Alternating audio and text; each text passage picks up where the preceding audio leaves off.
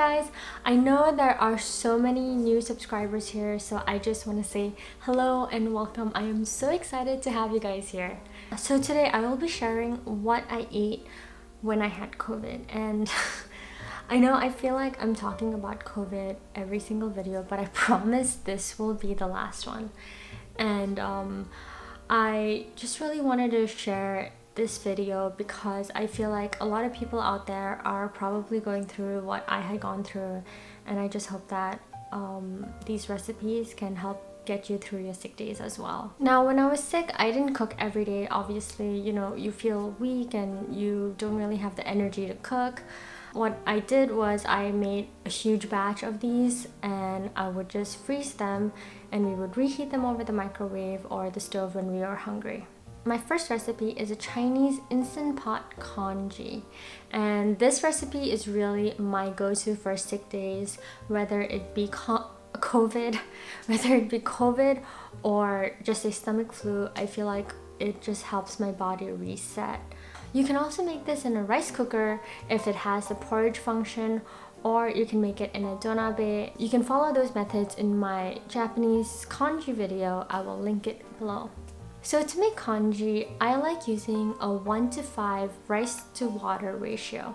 You can add more water if you like your congee to be more liquid. To the Instant Pot, add 1 part rice to 5 parts water. Cut up some ginger into coins and add that to the Instant Pot with the whole chicken breast. Season with some salt, close the lid, and set the valve to sealing position. Push the porridge button and let the Instant Pot do the rest. In the meantime, we can prepare our garnishes. I'm going to finely julienne some ginger and chop up some green onions.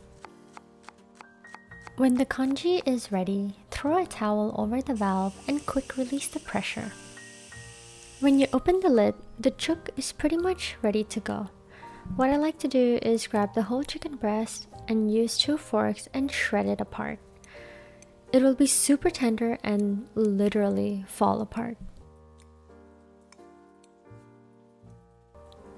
To serve, spoon the congee into a bowl, top with the chicken, julienned ginger, green onions, and a drizzle of soy sauce. And that's it. That's how you make a simple bowl of congee ready in 30 minutes. The congee is super easy to store and reheat. I like using these deli containers. They are durable, reusable, microwavable, dishwasher safe, and freezer friendly as well. So here's a little tip. When you reheat your congee, you want to add a couple tablespoons of water to it. This will help loosen the congee and help it get heated through. This next recipe is what I would call a very straightforward chicken noodle soup that starts out with a mirepoix. For the carrots and celery, I like to keep them on the chunkier side. It gives it more sustenance to the meal as a whole. But for the onions, we're just going to chop them up. I'm also going to mince some garlic, but if you feel like this is too much chopping and prep work when you're feeling sick and weak, just use garlic powder instead. Now heat your pot over medium-high heat and add some oil. Add the onions and saute until it's soft and translucent. Then add the garlic, celery, and saute again for a couple more minutes. Add a dash of Italian seasoning or other dry herbs like oregano and basil along with carrots. Season with salt and pepper, mix it up and let it cook still for a couple more minutes. Then add in the chicken stock and water. Now you'll want to cover and bring the stock to a boil. And once it's boiling, turn the heat down to a simmer and add in the chicken breasts. Cover and let it simmer over medium-low heat for 25 minutes. After 25 minutes, remove the chicken from the pot and bring the soup back up to a gentle boil. Add in the dry noodles and cook it according to package instructions. While the noodles are cooking, shred the chicken with 2 forks. Once the noodles are cooked, your chicken noodle soup is ready. Serve it into bowls and add the shredded chicken back in, then garnish with some parsley. I love this chicken noodle soup because it's so simple to make and yummy. The starch from the noodles thickens the broth a little and makes it feel really hearty and whole. Like the congee, the noodle soup also holds well in the freezer. The final recipe is a ginger garlic mushroom noodle soup.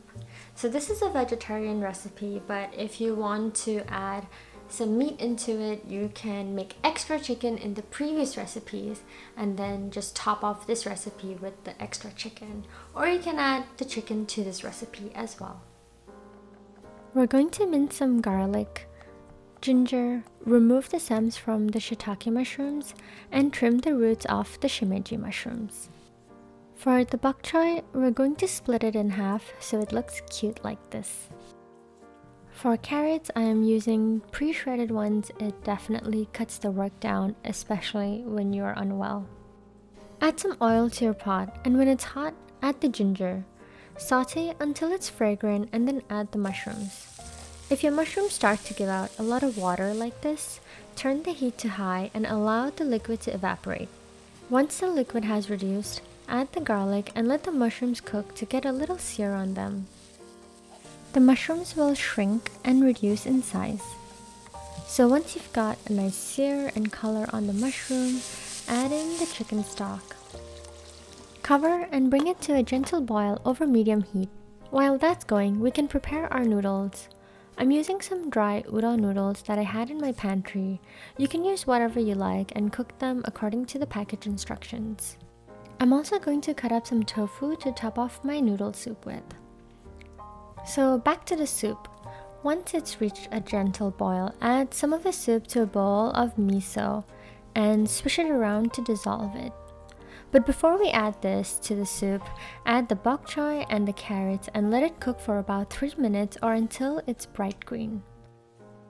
Now stir in the miso, and to finish it off, drizzle with some toasted sesame oil.